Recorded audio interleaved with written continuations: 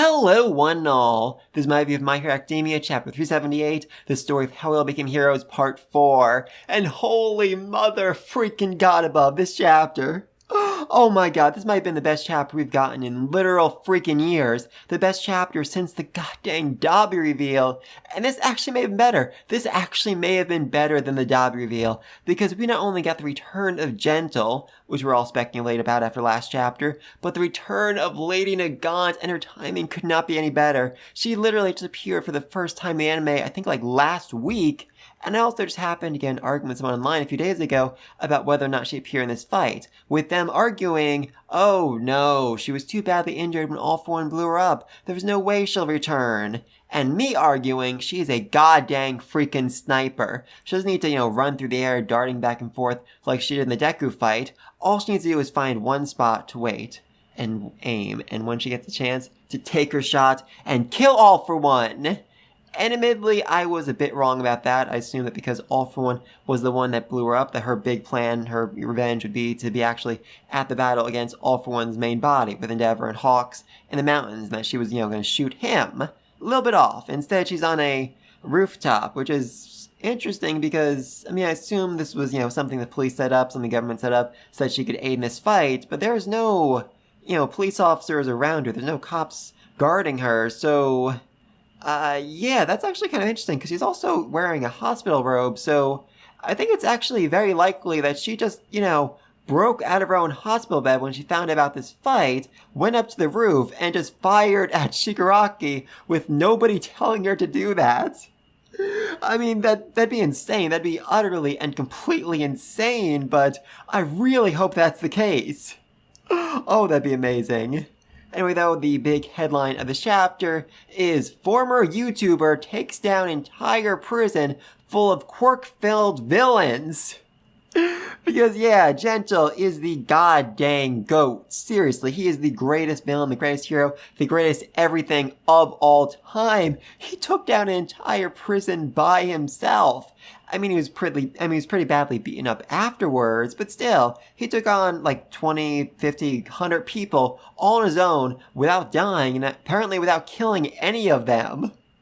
Oh, that is so utterly, utterly perfect. Especially because I think Gentle actually did it for them. Because he knew, okay, if you guys escape, if you go out and just cause chaos and destructions, you lose any chance of ever getting a second chance, any chance of ever being something other than villains. And by stopping them, by restraining them, he gave them the opportunity to, become something else, to live a life other than villainry.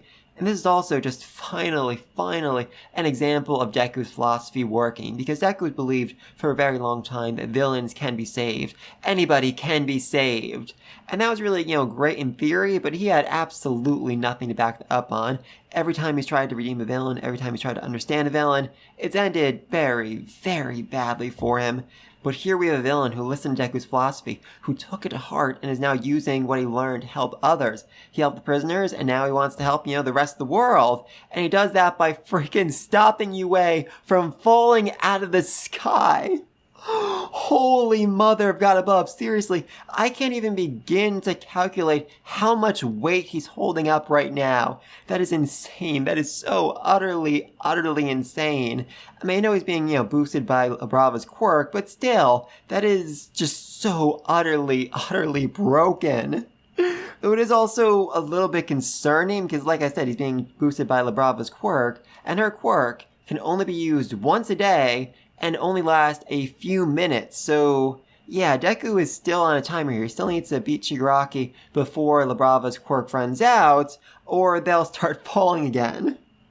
Though I suppose Brava is, in the middle of trying to hack her way into the system, rebuild the program, and find a way to keep it airborne, so, maybe they'll be okay. Maybe they'll still be okay. And speaking of Brava's hacking skills, it turns out she's the person who managed to out-hack Skeptic in the past. He said ages ago there's only been one person who's ever managed to out-hack me, and turns out it was freaking Brava. Oh, I didn't see that coming. I seriously didn't see that coming. Oh, god dang, speaking of foreshadowing, it was also mentioned during the prison breaks that 6 or 7 prisons were attacked, and yet prisoners only managed to escape out of 6 of them. There was the one prison where nobody escaped, And back then, I kind of, brushed off like, oh, I guess the guards were better there. I guess All for One failed for some reason. But looking back, that makes no sense whatsoever. And instead, it must have been Gentle. Gentle was the one who stopped the prison outbreak.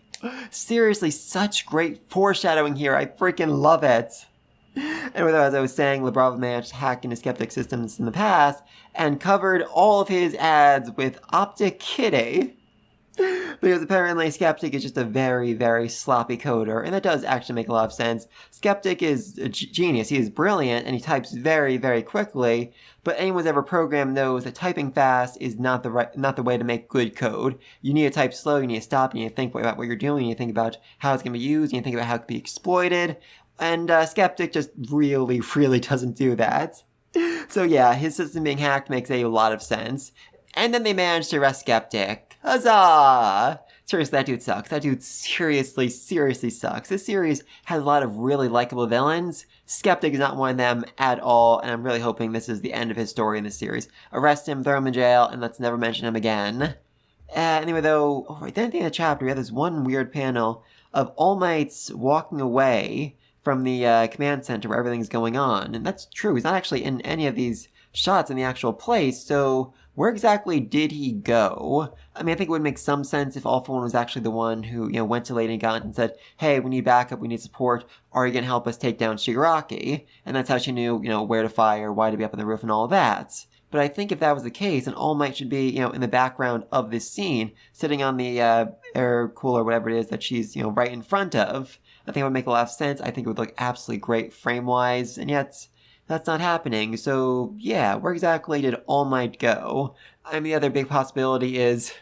I was going to say, he's going to go get Stain to have him join the fight, but that wouldn't make a lot of sense because Stain can't fly, can't really get to any of the big battlefields. But then I remembered, there is still one hero out there who can fly. Oh, that would be something. That would be seriously, seriously something. Good old Koyuchi, the Crawler.